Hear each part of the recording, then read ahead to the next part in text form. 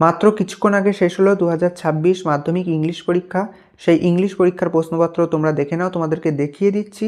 এই ইংলিশ প্রশ্নপত্রটি তোমাদের যাদের প্রয়োজন তোমরা কিন্তু স্ক্রিনশট করে নেবে এবং চ্যানেলে যারা নতুন চ্যানেলটিকে সাবস্ক্রাইব করে ভিডিওতে একটি লাইক করে দেবে।